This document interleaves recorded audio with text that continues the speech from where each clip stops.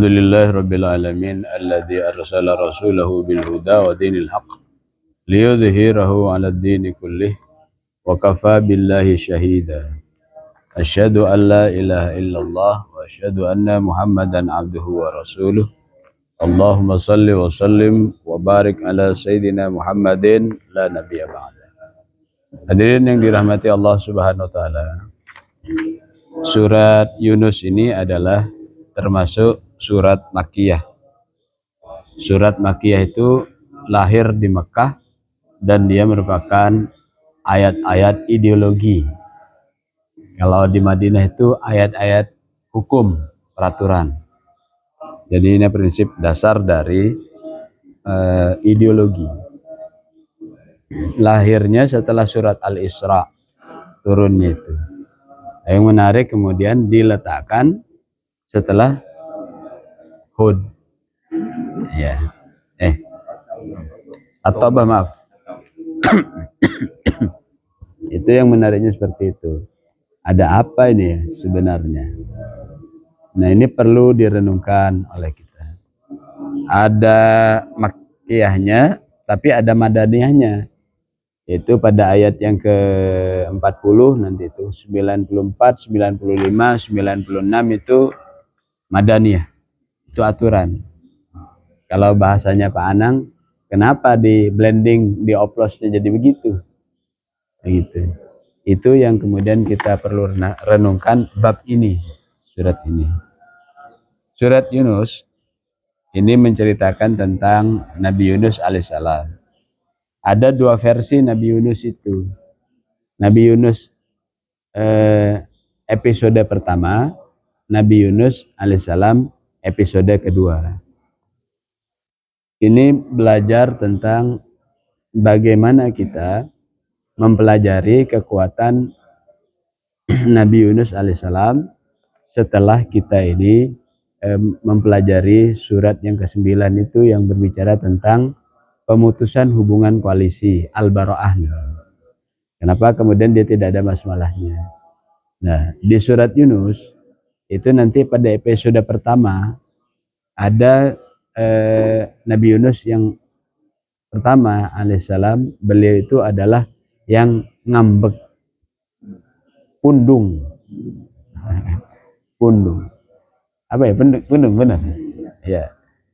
Kalau episode kedua itu adalah Nabi Yunus yang lebih arif bijaksana. Nah, itu. Ini apa namanya? Surat Al-Araf surat At-Taubah itu kan keras, surat At-Taubah itu. Tidak boleh, tidak boleh, tidak boleh, tidak boleh, maka baro'ah, dibarok oleh Allah Subhanahu wa taala. Siapa yang tidak boleh? Yaitu 4 kelompok itu yang tidak boleh dipercaya mengendalikan harta besar negara, yaitu orang musyrik, kemudian ulama busuk, kemudian orang munafik dan orang zalim. Na'udzubillahi min dzalik. Kita minta berlindung dari Allah Subhanahu wa taala. Potong. Pelajarannya dalam surat At-Taubah. Nah, di dalam pelajaran surat Yunus alaihissalam itu ini belajar tentang bagaimana bersabar ketika melakukan gerakan pemotongan itu. Gitu. Nggak sembarang kemudian dilakukan itu. Perlu kesabaran dan kekuatan. Kalau tidak, kita menjadi bijaksana tapi kurang arif. Kalau ini arif bijaksana. Contohnya begini nih, sederhananya itu komandan yang lebih paham. Jadi ada orang yang salah, itu kemudian berdasarkan pasal ini Anda melanggar. Nah, keputusannya adalah Anda dipecat. Begitu kira-kira. Itu namanya bijaksana, karena keputusannya itu berdasarkan aturan yang ada. Tapi ada yang kemudian datang itu minta permohonan, bantuan, gerasi dan sebagainya dengan mengatakan, kalau saya dipecat, saya ini gimana Pak? Anak saya masih banyak, belum sekolah gitu. Lalu dengan pertimbangan itu Anda tetap diturunkan pangkatnya, tapi Anda tidak dipecat, tapi mutasi. Nah itu namanya arif. Jadi kalau orang sekedar berdasarkan pasal ini itu baru bijaksana. Kalau arif itu sudah pertimbangan. Maka hakim itu di dalam membuat keputusan hakim itu selain membaca pasal, dia membaca juga pertimbangan-pertimbangan kemanusiaan. Pelajaran leadership di dalam surat Yunus itu mengajarkan itu semua. Hadirin yang dirahmati Allah Subhanahu wa taala. Maka di dalam Al-Qur'an di sini dijelaskan ayat yang ke apa? Ke-11 itu. Jadi manusia itu sering bersifat istijal. Istijal itu buru-buru. Pengen cepat gitu. Padahal kita sendiri kalau lahir, kalau langsung jadi manusia gede, pecah perut ibu itu. Itu. Jadi pelan-pelan gitu. Pelan-pelan nanti jadi manusia gitu. Nah, ini dikatakan walau yu'ajjilullah linnas. Nah, jadi Allah ada menyegerakan kepada manusia. Kenapa? Karena sering manusia itu berharap cepat-cepat terjadi perubahan. Maka Allah memberikan gambaran, kalau Allah menghendaki, Allah juga istijal. Istijal ini terburu-buru gitu. Maka kemudian diberikan gambaran, pasti umur manusia itu diselesaikan semua. Jadi kita perlu merenung, kenapa kita melewati sampai usia 40 itu. Padahal kalau sudah lewat 40 sudah dekat-dekat pintu akhirat yang ukurannya 2x1. Itu no way out, udah masuk nggak keluar lagi, yang kuburan itu. Maka orang sering istijal. Maka Allah Subhanahu wa taala memberikan penjelasan jangan istijal. Nah, yang terjadi pada Nabi Yunus itu, Nabi Yunus episode pertama itu istijal. Buru-buru, pingin semuanya langsung ngerti. Padahal kemampuan dari pemimpin, apalagi pewaris Nabi itu salah satunya adalah memberikan ruang-ruang untuk orang belajar dalam terapi waktu. Dalam terapi waktu. Jangan buru-buru. Maka seorang ulama mengatakan, kalau berdakwah itu hendaklah kemudian seperti menebar benih, gitu. Lalu kemudian tunggu yang berkecambah, gitu. Lalu kemudian setelah berkecambah itu dipisah-pisahin dalam polybag yang kecil. Habis itu dirawat, tumbuh lagi, dijaga dari dipatok ayam. Terus tumbuh lagi menjadi besar, dikasih apa namanya tuh, steger tuh apa ya, kalau supaya pohonnya nggak roboh. Penyangga supaya nggak roboh. Kemudian dirawat lagi sampai besar jadi perdu ukurannya itu, dirawat lagi jadi pohon yang besar dari hama penyakit, nanti baru berbuah. Maka orang yang buru-buru pengen langsung dapat, mestinya saya itu sudah bisa mencetak ini buru-buru. Maka kata para ulama, jauhilah kegiatan dakwah kalau pengen langsung lihat hasilnya. Jauhilah kegiatan dakwah. Karena seringkali perjalanan itu adalah perjalanan peradaban. Gitu. Sebagaimana sabarnya Rasulullah SAW ketika dilempar batu oleh orang Taif.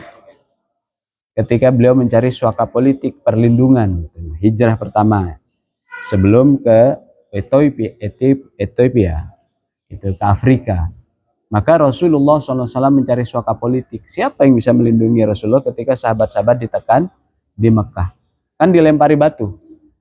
Sama anak-anak dilempari batu, orang tuanya juga ikut-ikutan. Maka kata malaikat Jibril, akan aku angkat gunung ini, kutimpakan pada mereka Muhammad. Apa doanya Kanjeng Nabi Muhammad SAW? Supaya kaum ini karena tidak mengerti, boleh jadi nanti anak keturunannya mereka kemudian mengerti. Ketika beliau itu kemudian diserang pada saat sudah di Madinah, maka yang mendukung Rasulullah SAW itu anak-anak muda Taif. Jadi berpikir panjang itu adalah ciri para pemimpin. Pemimpin sejati, tidak bermaksud menggurui ya. Pemimpin sejati itu menghadirkan masa depan di saat sekarang. Orang yang tidak mengerti atas kepemimpinan itu mengatakan, kok jauh-jauh amat berpikirnya. Karena begitu para pemimpin itu menghadirkan masa depan di masa sekarang. Nanti akan ada kejadian ini, nanti akan ada kejadian ini, maka persiapkan sejak sekarang. Itu dilatih dalam Al-Quran, kemampuan itu. Maka kalau tidak sabar, istijal, nanti kejadiannya seperti Nabi Yunus yang pertama, akhirnya diusir, ya kan? Diusir. Maka di dalam Al-Quran itu, kalau sudah mampu memahami rahmat, gitu kan, kita minta rahmat. Fabima rahmatin minallahi linta lahum walau kunta faddan ghalidhal qalbi lam faddu min hawlik fa'fu anhum wastaghfir lahum wasyafirhum fil amr fa idza azamta fatawakkal 'ala Allah. Itu kode etik kepemimpinan. Yang orang sudah tahu jihad di ayat sebelumnya itu, jadi bukan pemimpin karbitan.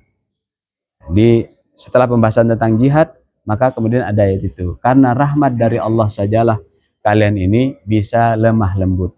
Kalau kalian ngomongnya ketus, menyakitkan, dan berhati keras, orang-orang di sekitar kalian akan pergi darimu. Maka maafkan mereka dan mintakan ampun orang-orang yang kau pimpin. Jadi kesibukan salah satu pemimpin, apalagi pewaris Nabi yang kita minta selalu di suratul Fatihah, adalah kemampuan bersedekah, istighfar. Ampuni dia ya Allah di malam hari. Ampuni dia ya Allah. Barangkali agak bandel-bandel dikit. Ampuni dia ya Allah. Maka nanti kalau sudah mampu seperti itu, mereka tidak akan berlari atau menusuk dari belakang. Itu pelajaran. Maka kemudian sedekahin dengan istighfar, permohonan ampunan dan permaafan. Lalu bermusyawarahlah di antara kalian.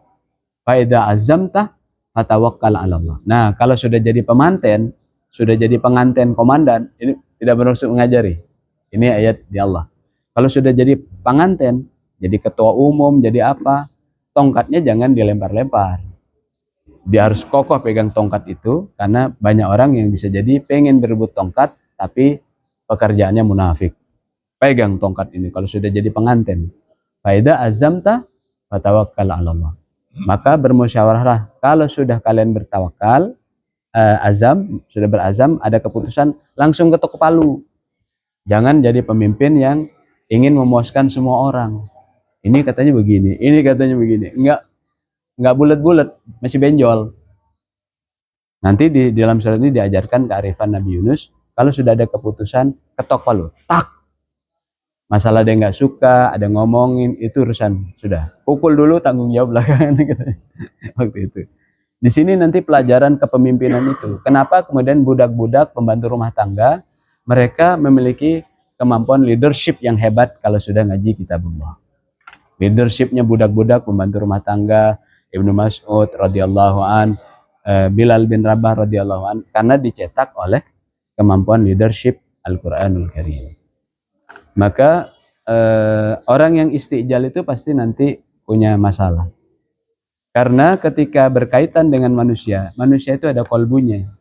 Maka di dalam menjaga harta besar negara, itu harus mengikat kolbu, selain orang itu diikat karena gaji, honor, dan kemudian SK, surat keputusan. Pada surat Al-Anfal ayat 63, disitu disebutkan bahwa wa'allafa baina qulubihim law anfaqta ma fil ardi jami'an ma allafta bainahum walakinnallaha allafa baina qulubihim. Dan kolbu-kolbu itu yang bisa melembutkannya hanya Allah. Kesel, dendam, sakit hati, itu yang bisa melembutkan itu hanya Allah, kata Allah. Kalau kalian membiayai organisasi apapun, baik itu organisasi paling kecil namanya keluarga, kemasyarakatan atau negara, dan hanya mengandalkan harta seluruh bumi kalian sogok orang-orang itu supaya taat, supaya nempel, itu tidak akan membuat kolbu mereka lembut, tapi hanya Allah yang bisa melembutkannya. Dahsyat itu kemampuan bersabar untuk terus mendoakan. Nah, jadi ancamannya sampai begitu. Kalau Allah menghendaki juga istijal sebagaimana ada manusia yang istijal, udah mati aja kata Allah. Dimatikan oleh Allah. Jadi inilah pelajaran yang luar biasa. Nah, nanti kalau kemudian memiliki kemampuan kesabaran semacam itu, maka nanti akan dijadikan sebagai khalaifa fil ard, sampai menjadi pengendali di muka bumi. Karena rahmatan lil alamin dirasakan oleh orang Islam dengan keislamannya, dirasakan oleh orang Nasrani dengan kenasraniannya, dirasakan oleh orang Hindu dengan kehinduannya. Dia menjadi negarawan. Begitu. Itu pelatihannya itu nanti sampai kemudian mendapatkan kekuasaan di muka bumi.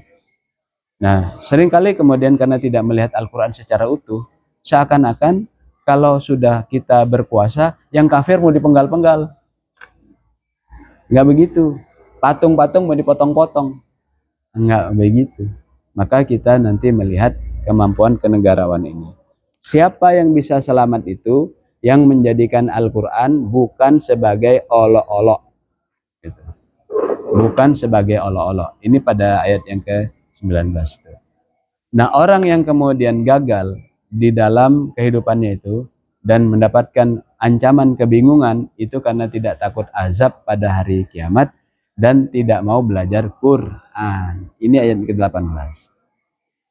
Quran hanya dibaca atau ya sekadar untuk alat untuk reuni, untuk silaturahim. Quran itu harus menjadi petunjuk, bukan sekedar dibaca hataman dan sebagainya. Dia harus dikaji sebagai petunjuk yang menghasilkan inni akhafu in asaitu rabbi adzab yaumin adzim. Pada ayat yang ke-15 itu. Benar-benar kalau dengar akhirat tuh gemeter. Seperti dalam surat As-Sajdah, di dalam belajar cara sujud yang benar, itu kalau mendengar azab dari Allah, tersungkur wajahnya, saking ngerinya. Tapi ada orang yang mengatakan beriman pada Allah dan hari akhir, tapi mendengar akhirat santai-santai aja.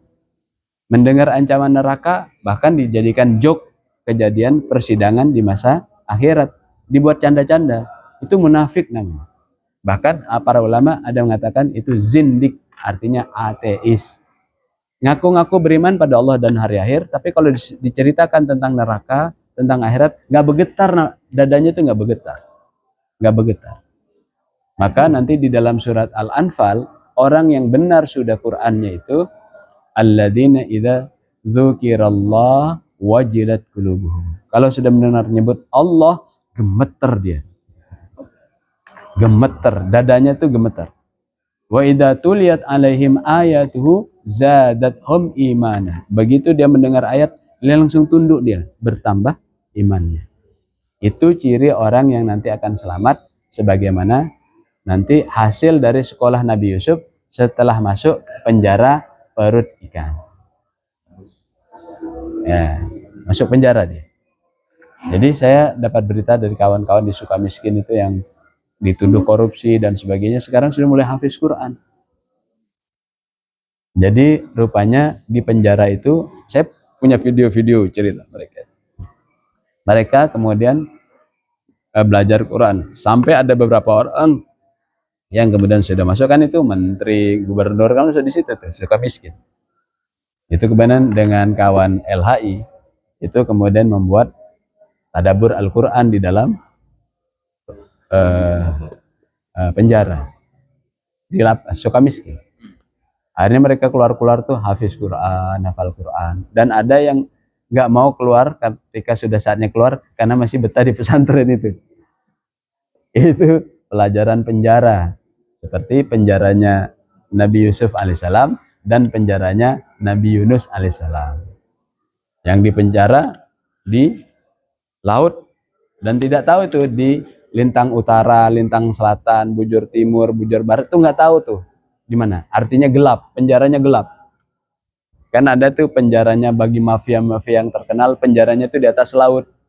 Ya kan, penjaranya di atas laut supaya nanti pindah ke sini, pindah ke sini, pindah ke sini. Itu penjara untuk penjahat kelas kakap tuh di atas laut. Nah, penjaranya Nabi Yunus itu bukan hanya di atas laut, di kedalaman mana, di palung mana juga nggak tahu. Tekanan udaranya berapa. Nah, pada saat kita menghadapi kondisi seperti penjaranya Nabi Yunus, besok ini gimana, gelap rasanya, terus tekanan makin ke dalam kan makin berat, ya. Itu makin berat, terus nanti kayaknya kemudian dimudahkan, tapi gelap lagi. Pada saat itulah kemudian malaikat di langit itu mendengar lamat-lamat. Apa lamat-lamat itu? Samar-samar. Bunyi gini, la ilaha illa anta subhanaka inni kuntu dzalimin. Itu malaikat bertanya kepada Allah Subhanahu wa taala dalam hadisnya itu bunyi apa? Itu bunyi batu-batu dan binatang-binatang terdalam dalam laut. Kan ada palung yang dalamnya 31 kilo. Dalamnya lautnya itu. Itu yang kemudian mengajarkan kepada Yunus alaihissalam, demikian firman Allah dalam hadis itu tentang doa kebingungan itu. La ilaha illa anta subhanaka inni kuntu minadz zalimin. Kalau kita pernah terjebak dalam perasaan gelap dan tidak tahu kemana solusinya itu, segera wirid itu. La ilaha illa anta subhanaka inni kuntu minadz zalimin. Karena di ayat 11, 12, 13 itu diajarkan tentang tughyan. Ketika orang itu berada di dalam kegelapan, kebingungan. Itu kan ada kata bingung ya, ayat yang ke-11 itu. Bingung dia. Mau kemana solusinya nih, anak menantu cucu ini kemana nih solusinya? Langsung wirid tuh. La ilaha illa anta subhanaka inni kuntu minadz zalimin. Nah, itu diajarkan oleh binatang-binatang terdalam di waktu Nabi Yunus alaihissalam sedang di penjara dalam perut ikan. Itu hadisnya begitu nanti itu di situ. Nah, jangan sampai seperti orang-orang ini yang ketika bingung dia minta doa sama Allah, duduk berdiri kan begitu.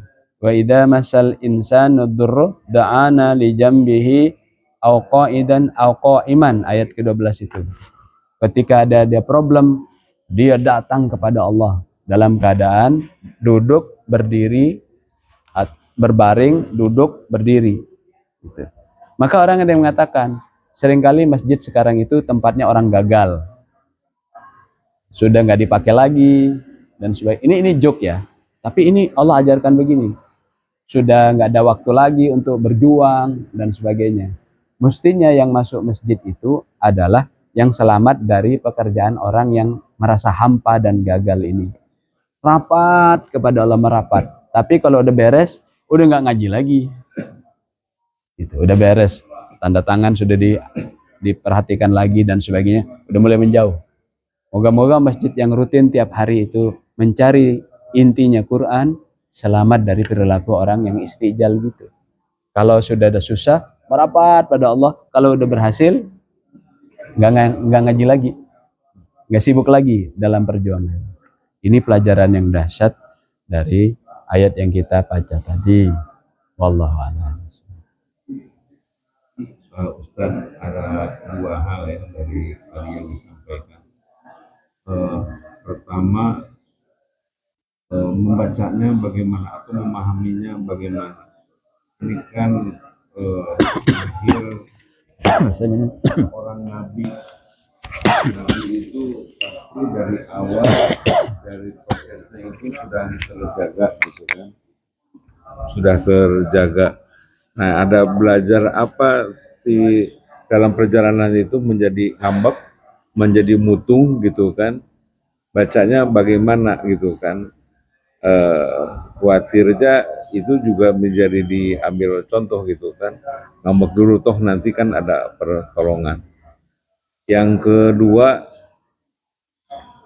katanya kalau kita ingin meningkatkan keyakinan, keimanan, makanya dicarilah jalan bertobat. Bertobat itu apa? Ya menjadi lebih berkualitas. Katakanlah Sayyidina Umar itu sudah pernah membunuh anaknya, dikubur anaknya. Bahkan begitu tobat dia menjadi lebih berkualitas, lebih kedekatannya lebih apa semua. Mungkin contoh lagi Khalid bin Walid, itu kan sudah berhadapan, udah ahli apa ya, ahli kafir, ahli fisik, tapi dalam perjalanan waktu dia menjadi pembela Islam gitu kan, menjadi apa semua. Nah, pilihannya itu apakah eh, apa bacanya orang yang tidak ngawur dulu, soleh terus dari kecil sampai ini, kelihatannya itu kalau yang tadi masuk penjara dulu ternyata punya keinsapan lebih bagus lagi. Yang tadi Bapak cerita di Sukamiskin kan kebetulan ada kelan namanya Rudi Rubiandini. Itu anak pesantren, anak kiai dari Tasik apa semua. Diberikan percayaan menggunakan migas, bahkan melaksananya itu menjadi aneh-aneh gitu kan. Meminta uang, kasirnya itu pelatih golfnya yang tidak tahu apa-apa tentang bisnis perminyakan malah jadi pelaku. Banyak orang kawan-kawan, kenapa Anda itu tidak ada pembelaan sedikit pun membawa punya kebaikan, punya apa? Jawabannya mengejutkan buat kawan-kawan lingkungannya itu, gak apa-apa. Saya sarung supaya menanti hukuman aja langsung. Karena kalau saya Menanti apa? menanti hukuman langsung. Hukuman. Jadi kalau membela dari sekarang, saya kalau nggak ada umur, bela karena apa menggugat apa semua, naik banding apa semua. Kalau nggak ada umur, nggak ada penginsapan untuk lebih bertobat menjadi lebih baik. Ya, hitung-hitung nubus dosa, iya dulu supaya itu tadi. Kan. Jadi belajarnya apa, kalau salah persepsi, apa harus buruk dulu ya? Harus jadi rampok dulu, harus jadi begal dulu.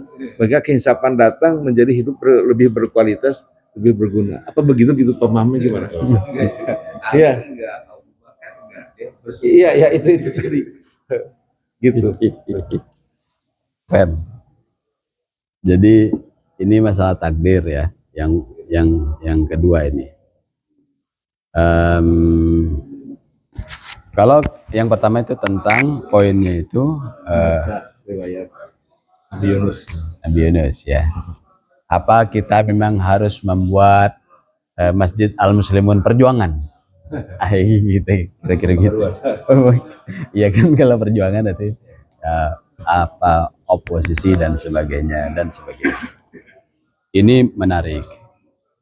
Jadi seringkali pelajaran terhadap melanjutkan pewaris Nabi itu selesai dengan satu omongan. Itu kan Nabi, gitu. Agama jadi selesai, sudah nggak bisa dibahas lagi. Itu kan Nabi. Sehingga anak-anak muda bahkan di kampus tuh ngomongnya begitu. Ketika ada kewajiban berkorban, berjuang, mereka cuma bilang begitu. Itu kan Nabi. Udah selesai itu, mereka bisa melakukan apa-apa. Bahkan anak-anak di kampus itu yang berzina, yang mabok, itu hanya dengan mengatakan itu kan Nabi. Kita beda.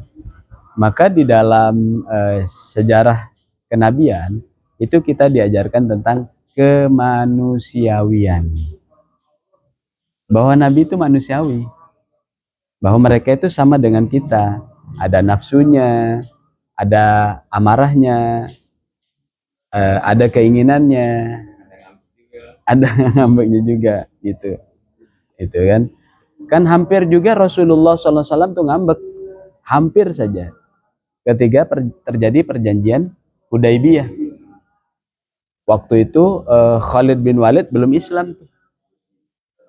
Ketika mau berangkat ke Mekah, mau naik haji, umroh, terus mereka itu tidak bawa senjata kan, pakai ini ihram saja. Nah kemudian dicegat di Hudaybiyah kan, belum, nggak boleh masuk ke Mekah, bikin perjanjian. Sahabat tuh mangkel, padahal itu kan sudah menang di perang koalisi. Kok masih begitu sombongnya mereka? Itu sebelum Fathu Mekah ya, kan setelah perang Azab dan sebagainya itu nanti terjadi penaklukan Mekah. Nah sebelum terjadi penaklukan Mekah udah menang tuh, mau berangkat haji umroh dijegal di Hudaybiyah. Kemudian mereka minta perjanjian bahwa banyak perjanjiannya itu, klausulnya itu. Salah satunya adalah perjanjian itu nggak boleh pakai nama Bismillahirrahmanirrahim, cukup Bismillah. Karena orang Quraisy itu kenal Allah, tapi nggak seperti diajarkan Muhammad. Orang Quraisy itu mengenal Muhammad, tapi bukan Rasulullah. Kalau Muhammad ya Muhammad, nggak pakai Rasulullah. Mangkel tuh yang namanya sahabat. Sampai Umar ibnul Khattab itu kemudian bilang, kan kita udah menang ya Rasulullah, kan mereka udah kalah ya Rasulullah. Tapi kemudian Rasulullah Shallallahu Alaihi Wasallam dibimbing wahyu menerima perjanjian itu, gitu, mangkel. Akhirnya kan nggak jadi ke Mekah. Akhirnya Rasulullah Shallallahu Alaihi Wasallam menyuruh tahallulnya bukan di Mekah, cukur. Tapi belum. Iya. Itu sahabat nggak ada yang mau potong rambut. Sampai Umar ibnul Khattab, sampai Abu Bakar As-Siddiq tuh yang begitu tuh, nggak ada yang taat sama Rasulullah. Saking mangkelnya. Kan kita udah menang, kenapa begitu disepakati perjanjian begitu? Muhammad nggak pakai Rasulullah misalnya. Kita kan sudah mestinya high call dalam dialog perjanjian ini kan gitu. High call mestinya kita. Itu nggak ada yang cukur rambut. Itu hampir saja itu terjadi ketidaktaatan total. Maka perlu jalan-jalan berjuang itu bersama istri itu. Maka istri beliau Rasulullah SAW itu menyarankan, ya Rasulullah, kata istrinya, engkau yang bercukur duluan, keluar tenda dan tunjukkan bahwa engkau bercukur. Nggak ada statement, nggak ada komando, nggak ada perintah. Lalu Rasulullah SAW keluar dari tenda itu dan mencukur rambutnya. Serentak tuh sahabat semua keluar dari tenda dan mencukur rambutnya. Kadang-kadang untuk kemudian membuat orang itu taat, satu yang dibutuhkan itu adalah keteladanan. Gitu. Tidak perlu kemudian order-order yang tegas, menakutkan, mengerikan, ancaman. Kadang-kadang begitu. Jadi kita melihat Rasulullah itu sangat manusiawi. Tapi kalau mengatakan, itu kan kok Nabi begini-begini. Jadi ada saja rasa marahnya dari para sahabat dan sebagainya. Demikian juga ketika Rasulullah SAW menegur anak angkat cucunya, anaknya Zaid, Usama bin Zaid itu, kan Zaid itu adalah anak angkat Rasulullah kesayangan. Nah, ketika kemudian memerintahkan anaknya Zaid, namanya Usama bin Zaid, jadi panglima, anak muda. Dia jadi panglima, anak muda. Lalu kemudian ketika ada orang yang baca syahadat, sama Usama itu disabet lehernya. Orang kaget, dia udah baca syahadat. Musuhnya tuh dilaporkan ke Rasulullah SAW. Rasulullah mangkelnya luar biasa, merah padam. Jadi kadang-kadang kita tidak manusiawi juga menceritakan Rasulullah itu wajahnya seperti rembulan, lembut, seakan-akan Rasulullah nggak bisa marah. Ada marahnya, secara manusiawi. Dalam hadis tuh, sampai kemudian Usama itu mendekat kepada Rasulullah untuk melakukan klarifikasi, ingin melihat jawaban Rasulullah ketika beliau mengucapkan salam dan sebagainya. Rasulullah langsung menegur dia. Kenapa dibantai orang itu? Ya Rasulullah, masih membantai anak muda. Jiwa anak muda. Ya Rasulullah, orang itu kamuflase aja baca syahadat, kan udah kalah. Sudah kamu membongkar dadanya, kata Rasulullah. Tahu kamu isi hatinya. Sampai Usama mengatakan, seakan-akan saya baru tahu tentang Islam itu ketika ditegur. Nah kadang-kadang kita kemudian belajar tentang kenabian tuh, Nabi itu begini, begono begini, tapi tidak manusiawi. Nah baca hadis yang lengkap sehingga kemudian kita tahu, oh beginilah kemanusiawian para nabi yang bisa kita ikuti.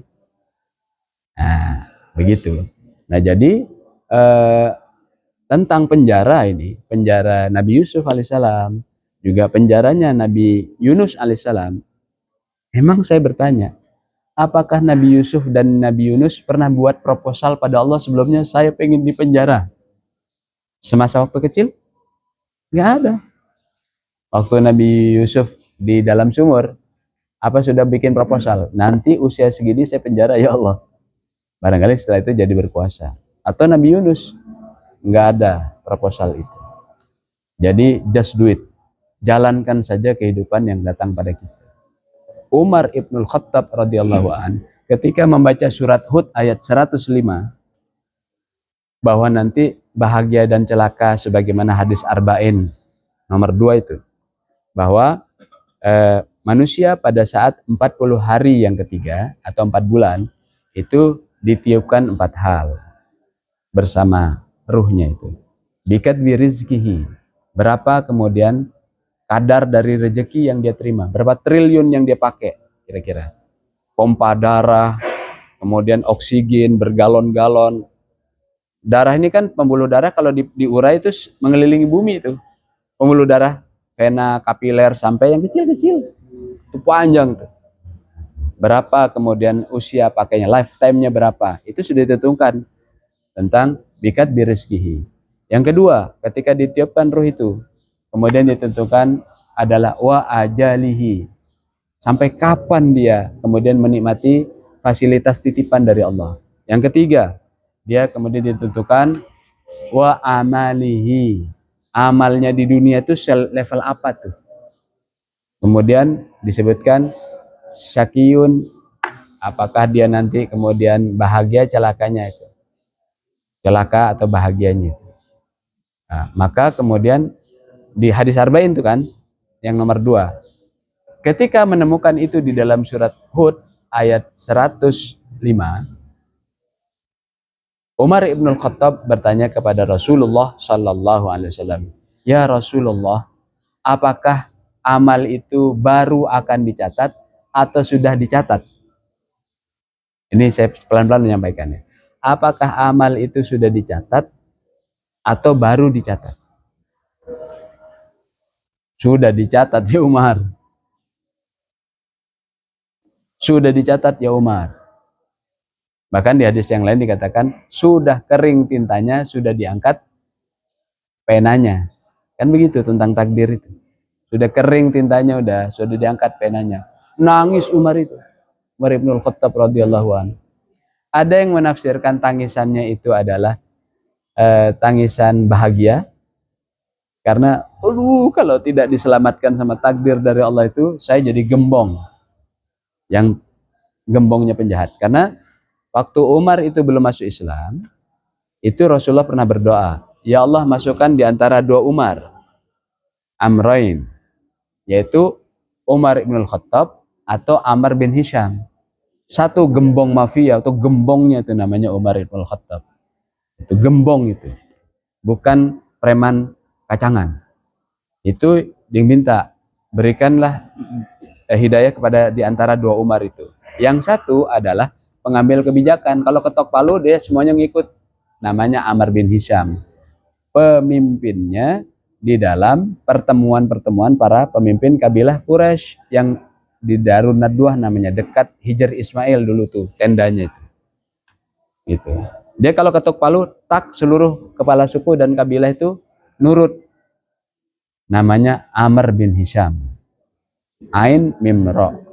Amr bin Hisham ini orang di sekitarnya sudah menyebutnya Abul Hakam, bapak hukum, ahli kebijaksanaan. Jadi kalau dia udah bilang A, kita ikuti. Itu namanya Amr bin Hisham atau gelarnya Abul Hakam. Udah berendeng sudah kebijaksanaan gelar-gelarnya itu. Tapi Islam kemudian menjadikan yang masuk Islam, yang mau menerima kebenaran Al-Quran adalah Umar ibn Khattab, gembong mafia. Nah, pengambil kebijakan itu kemudian yang sombong dan kemudian bisa mempengaruhi banyak kabilah itu, kita harus menyebutnya sebagai Abu Jahal. Masyarakat mengelu-elukan dengan gelarnya, dia Abul Hakam, dia ahli kebijakan, seluruh ilmu dia paham. Tapi Islam kemudian mengajarkan kita mendowngrade dia. Sebut dia sebagai bapak kebodohan. Nah, jadi demikian dalam kehidupan itu. Maka ketika Umar itu menangis, ya Rasulullah, apakah amal itu baru dicatat atau sudah dicatat? Sudah ya Umar. Menangis. Kata orang, itu mungkin karena Umar bahagia. Tadinya gembong, jadi kemudian dimuliakan Allah. Karena di dalam Quran itu disebut Sakiyun au Sa'idun. Sama seperti hadis arba'in yang kedua. Lalu ada yang menafsirkan Umar itu masih sedih. Apakah dia nanti balik lagi jadi su'ul khatimah, jadi gembong sebelum meninggal. Itu kan. Nah, kan pertanyaan tadi mau jadi gembong duluan atau jadi saleh duluan kan gitu. Nah, Umar Ibn Khattab itu kemudian menangis. Tapi kemudian dibelai oleh Rasulullah SAW. Akan tetapi Umar, setiap orang itu didekat-dekatkan dengan takdirnya. Jadi kalau kita sekarang berkumpul dengan orang-orang soleh, moga-moga ini kita sedang didekat-dekatkan dengan takdirnya. Dan berusaha mencari takdir terbaik. Karena pertanyaannya, di antara orang terpelajar di dalam ruangan ini semuanya, ketika pena sudah diangkat dan tinta sudah kering, apa sebenarnya keputusan buat kita-kita ini? Ada yang tahu? Di tulisan yang sudah kering itu, buat takdir kita, ada yang sudah tahu? Ada yang sudah tahu? Maka Rasulullah pernah bertanya itu juga kepada para sahabat, dan mereka mengatakan, kami tidak tahu ya Rasulullah, yang kering itu apa tulisannya terhadap diri kita.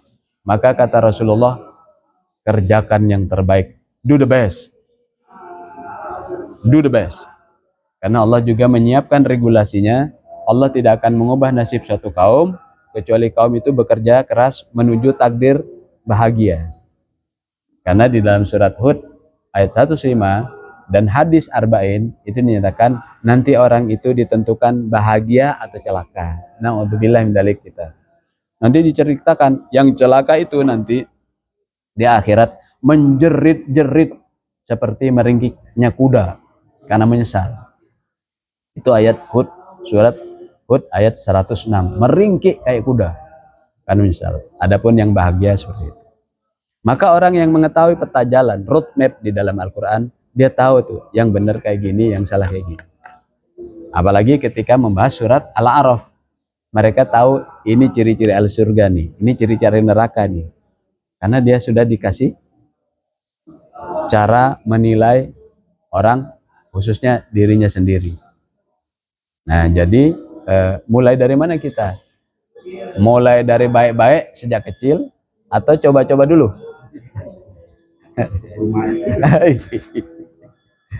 Do the best. Dan relax melihat orang. Oh, orang ini kok begini? Relax saja. Who knows? Siapa yang tahu? Ketika dia di penjara Sukamiskin di tengah malam, pada saat dia kedinginan, tidak ada istri, anak-anak, lalu dia bertobat. Who knows?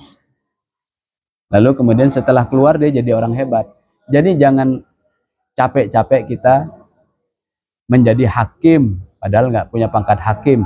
Ini jahat, ini jahat, ini jahat. Relax saja. Karena orang itu bisa naik turun. Relax saja. Yang harus kita sibukkan itu menilai kita. Kita ini ujungnya kayak apa? Nah, inilah pelajaran dalam surat Yunus itu di dalamnya. Maka untuk mendapatkan eskalasi grafik kehidupan itu kudu banyak istighfar. Karena para nabi itu, terutama Nabi Adam alaihissalam, itu diajarkan ketika ilmunya sudah mengalahkan malaikat, kurang satu ilmunya. Namanya ilmu taubat. Kan sudah mengalahkan para malaikat sampai sujud. Tapi kok bisa digelincirkan sama setan yang namanya iblis? Maka kemudian disebutkan fatalaqqa Adam min rabbih fataba alaihi. Allah memanggil Adam lalu melakukan pembinaan secara personal, itu namanya ditentir. Kau besok akan memimpin pasukan. Begini caranya, begini. Di dalam pasukan itu ada buku putih yang bagus, ada buku hitam ini berbahaya. Siapkan peluru untuk dia. Ditentir langsung sama Allah, namanya Nabi Adam. Apa ilmu tentir yang diturunkan? Ilmu pamungkas untuk turun ke muka bumi, namanya taubat. Maka Nabi Adam punya wirid taubatnya. Rabbana dzalamna anfusana wa illam taghfir lana wa tarhamna lanakunanna minal khasirin. Itu enggak sembarangan itu. Yang menentir langsung Allah kepada Nabi Adam secara personal. Ada lagi kemudian Nabi itu ketika seperti Nabi Yunus. Dia mendapatkan ijazah kira-kira dari Allah Subhanahu wa taala melalui makhluk-makhluk dasar itu dengan istighfar, tobat namanya. La ilaha illa anta subhanaka inni kuntu minadh dhalimin. Ada lagi Nabi Sulaiman diajarin tobat juga sama Allah dalam surat Shad. Rabbi firli wa habli mulkan la yanbaghi li ahadin min ba'di innaka antal wahhab. Ya Allah, ampunilah aku dan berikan aku kerajaan yang tidak lagi dimiliki oleh orang sepeninggalku. Itu diajarin Allah tuh. Ada lagi kemudian Nabi Nuh alaihissalam, ketika infrastruktur sudah rusak, ditimpa banjir, bangunan rusak, jalan rusak, ekonomi sudah rusak, ada cara solusi untuk keluar, namanya istighfar. Surat Nuh ayat ke-10. Faqultu astaghfiru rabbakum innahu kana ghaffara. Banyak-banyaklah istighfar semuanya rakyat pemimpin. Nanti akan turun ampunan dari langit. Yursilis sama alaikum midrara. Nanti dikasih air yang barokah, bukan banjir bandang.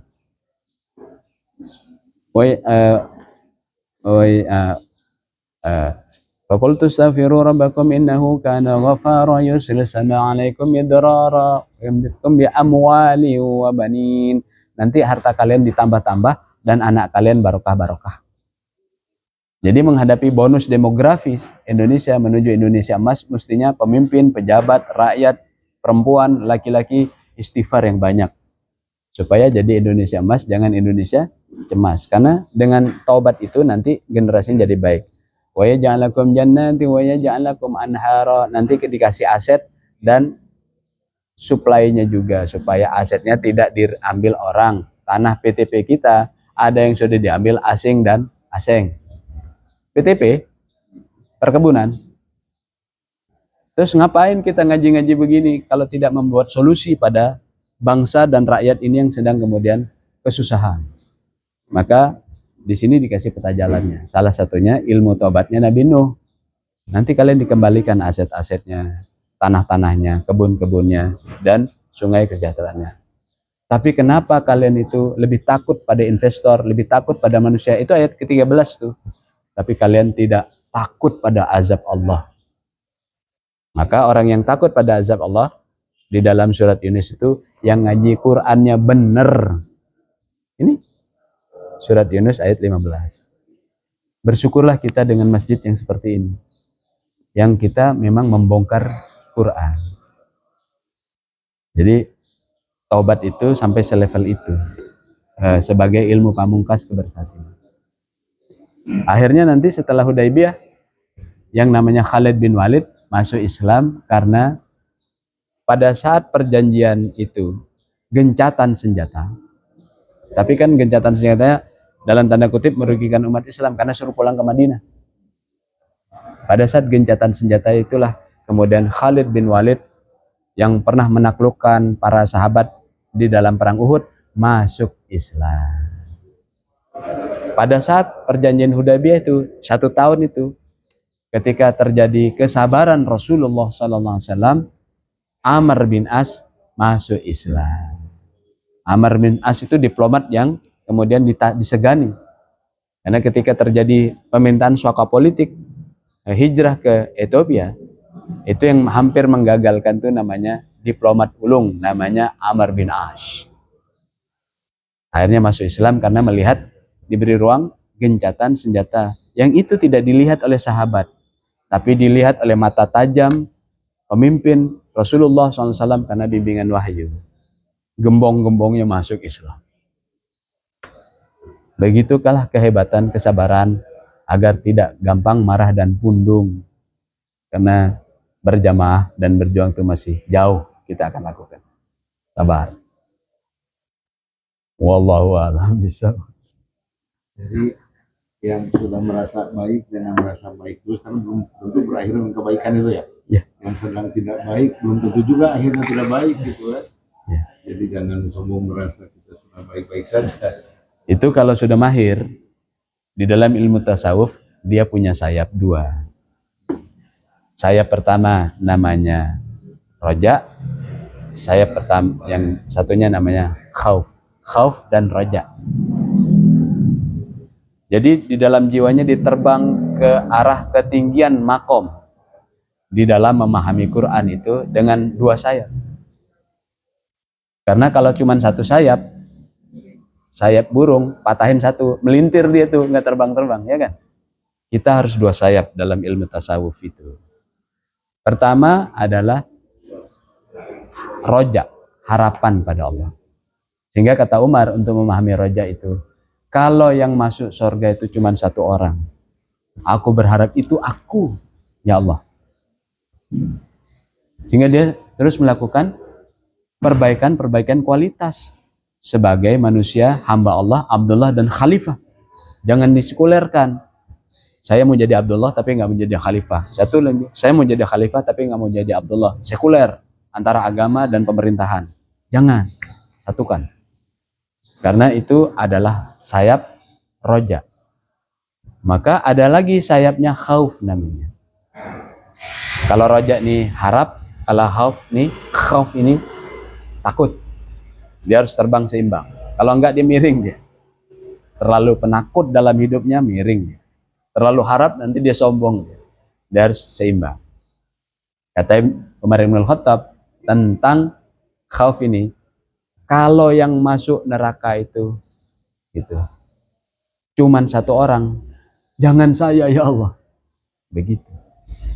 Sehingga kehidupannya tuh sibuk melihat saya sudah setinggi apa makom saya ya Allah. Enggak sempat dia ngelihat aibnya orang. Enggak sempat dia, karena dia sedang mengukur ketinggian altitude, ketinggian makomnya. Enggak sempat dia nyari salahnya orang. Karena mencari salah orang itu pekerjaan remeh-temeh bagi orang yang sudah terbang. Dia sedang terbang. Khauf dan roja. Dan itu harus dilatih terus. Maka kalau bela diri kasaran, silatnya tuh dabuk-babuk, masih kembangan. Tapi kalau sudah alusan kan, orang cuma begini belai jatuh, udah alusan. Nah, ilmu tasawuf itu seperti itu. Kalau cuma belajar fikih dan sebagainya, itu masih kasaran. Kalau sudah alusan itu ilmu tasawuf. Sudah halus, permainannya sudah halus. Lisannya halus, badannya halus. Kalau belajar silat, awal-awal, baru di toilet. Kalau halusan udah nggak gitu. Ini tahu nih toilet tidak berbahaya. Dari anaknya atau istrinya yang sedang hamil. Kalau nggak ketendang istrinya. Itu halusan. Nah itu pelajarannya itu ada di tasawuf. Pelajaran tasawuf. Sehingga kita nggak sibuk dengan orang yang masih rendah, tapi kita sibuk mengukur ketinggian kita menuju ridha Allah. Moga-moga. Terakhir Pak, Intan. Dalam mengukur itu mencari keriduan. Katanya kalau kemarin Sanana itu bilang ada syukur, ada sabar, ada ikhlas. Pada ujungnya nanti bagaimana kita menyikapi diri sendiri kalau kita mengklaim pada akhirnya mengklaim diri, yes, dapat sabar saya, dapat syukur. GR lah, berarti saya nih di surga nih. Itu benar nggak begitu? Di dalam Al-Quran tuh, ujung-ujung Quran itu ada 3 surat yang itu merupakan lebih dari sekedar kesimpulan, lebih dari sekedar inti. Namanya surat Al-Ikhlas, Al-Falaq, dan An-Nas. Kalau udah mahir Quran, dia bisa masuk di situ. Kalau enggak, dia cuma diwiritin biasa aja. Saya tidak membahas tentang Al-Falaq dan An-Nas, tapi yang Al-Ikhlasnya ini. Orang kalau sudah terbang, maka dia tidak bisa diganggu sama setan. Orang yang sudah terbang itu disebutnya mukhlasin. Maka Nabi Yusuf alaihissalam hampir tergoda dengan Zulaikha. Lalu di dalam surat Yusuf nanti setelah ini nih, setelah Yunus. Kenapa beliau selamat? Karena beliau termasuk mukhlasin. Orang yang ikhlas. Apa definisi ikhlas itu? Kadang-kadang kita hanya membaca derivat turunannya. Nerimo apa? Ing Pandung. Ing Pandung. Tidak pamrih, nothing tulus. Itu derivat turunan dari pemahaman chapter Al-Ikhlas. Orang mukhlasin itu sederhana. Dia itu menjadikan Allah tempat bermohonnya sebelum dia minta pada yang lain. Maka di dalam surat Al-Ikhlas itu dia sampai kepada derajat Allahus Somad. Allah tempat bergantung. Karena kan godaan setan untuk menggelincirkan kita kan min baini aidihim wa min khalfihim wa an aimanihim wa an syama'ilihim. Begitu Al-Quran menyebutnya. Tapi yang selamat itu yang ditarik oleh Allah dengan tali Allahus Samad. Pernah ngelihat ini enggak? Di pinggir jalan tuh suka dijual burung-burungan dara dari karet. Yang gini-gini. Ya dia nggak terbang tapi gini-gini. Tapi ada talinya kan? Nah, yang ngangkat burung itu. Jadi kalau misalnya burung itu diangkat, nanti dia tinggi diangkat lagi tinggi. Sayapnya gini-gini, ya kan? Pakai baterai atau apa? Dia gini-gini dia. Burung karet itu. Maka orang yang bisa terbang dengan tinggi itu yang bisa diangkat oleh Allahus Samad. Ketika diserang depan, belakang, kanan, kiri sama setan dalam surat Al-A'raf itu dia kemudian diangkat oleh Allah. Terbangnya dibantu oleh Allah. Namanya Allahus Samad. Pernah mendengar tentang penerbangan di mana terjadi udara hampa? Ya, turbulen. Pesawat jet udah bagus yang kanan, pesawat jet udah bagus yang kiri. Mau turbinnya, tiba-tiba drop. Kenapa itu? Ada ruang hampa. Maka kalau burung-burung besi, burung-burung beneran itu tidak diangkat oleh Allah di dalam surat Tabarok, Al-Mulk, dia tidak akan terbang. Kan begitu dalam surat Tabarok. Maka kita ini bisa terbang hebat kalau nanti dibantu dengan daya angkat. Karena pada saat dia mengalami ruang hampa, kan daya angkatnya drop kan? Drop dia. Karena ruang hampa. Tuh, bisa kejeduk tuh kepala tuh kalau nggak dipakai seat belt. Jatuh dia. Pesawatnya jatuh. Nah, tapi nanti ada daya angkat bisa naik lagi. Di dalam Quran yang membuat daya angkat itu Allah Ar-Rahman. Di dalam surat Tabarak. Baik burung besi, burung beneran. Itu angkat Allah. Jadi, ketika kita melihat fenomena seperti itu, siapa yang kemudian terbangannya makin tinggi, yang daya angkatnya dibantu oleh Allah. Itu yang disebut mukhlasin. Allahus Samad. Ada apa? Ngadu sama Allah. Contohnya gini, anak panas. Itu. Kalau tidak mukhlasin, maka yang dilakukan itu panik. Gimana ini anak panas? Termometer. Obat penurun panas. Kompres. Ini contohnya ya. Termometer pecah dimainin sama kakaknya. Cari lagi. Kompres. Air PDAM mati. Gak ada dispenser. Kompres. Nyari obat. Nggak ada di kota obat. Kalau itu bawa ke rumah sakit. Mau berangkat bannya kempes 4-4-nya. Baru kemudian setelah itu nelpon aja dokter panggil pribadi. Teleponnya putus. Terus setelah itu dia bilang, Allah mentok. Itu bukan ikhlas itu. Itu bukan ikhlas. Karena yang namanya ikhlas itu Allahus Samad. Sebelum dia nyari termometer, sebelum dia cari penurun panas, sebelum dia cari telepon dokter, sebelum dia pinjam mobil ke tetangga, sebelum itu semua, dia harus begini, yang terbang. Allah, anakku sakit. Ini titipan. Minta tolong Allah. Baru nyari alternatif ikhtiar. Kalau kebalik, itu bukan mukhlasin namanya. Maka ikhlas itu sederhana, yaitu punya daya angkat Allahus Samad. Allah tempat bergantung. Terbang dia dibantu sama tali dari Allah. Orang bisa ngandalin sayapnya sudah ini, wirid ini, sudah itu. Ya. Tapi dia lupa bahwa daya angkat itu dari Allah. Itu yang disebut ikhlas. Dia selesai pemahamannya. Yang disebut, kalau sudah paham itu, dia seperti membaca sepertiga Al-Quran. Maka, cara baca orang ahli ibadah, dengan cara baca orang ahli ilmu, kata Rasulullah, dalam Quran ini termasuk, itu seperti bumi dan langit. Maka selain kita ngejar hataman, tahsin, dalemi seperti tugas surat Al-Baqarah ayat 121. Haqqa tilawati. tajwidnya benar, tadaburnya benar, dan action plan-nya benar. Sehingga kita melihat semuanya itu sangat ringan karena semuanya bisa dilakukan dan manusiawi, termasuk apa yang terjadi pada Rasulullah SAW, terjadi pada Nabi Adam alaihissalam dan Nabi Yunus alaihissalam. Relax saja. Sehingga kita tidak sempat sudah melihat kesalahan orang. Karena yang sedang kita ukur, sudah setinggi apa saya ini hari ini. Yang dilihat di pintu itu bukan tamu agung yang datang, tapi dia sedang rindu kepada malaikat maut. Saya sedang nunggu tamu, siapa kata istri? Malaikat maut. Ya, kecil semua masalah sudah.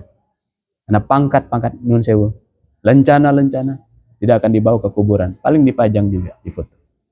Harta juga dibawa.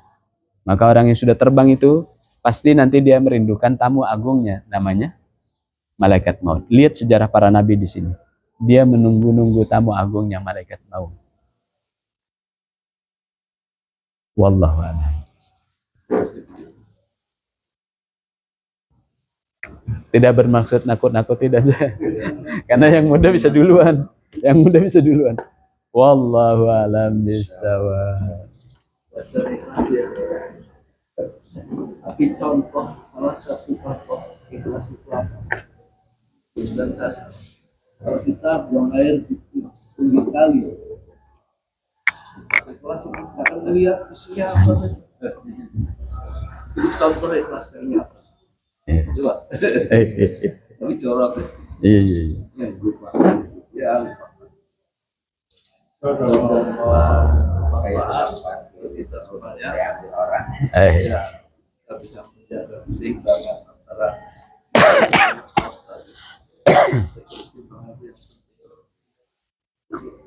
terima kasih Ustaz.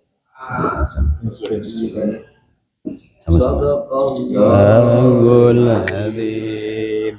Allahumma rahmna bil Qur'an waj'alhu lana imaman wa nuran wa hudan wa rahmah.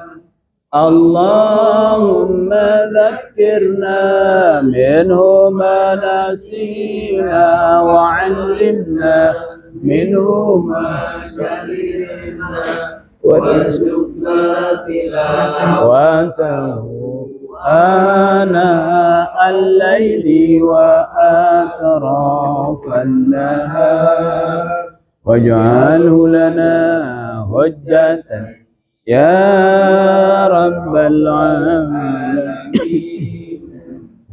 Alhamdulillah. Terima kasih. Terima kasih.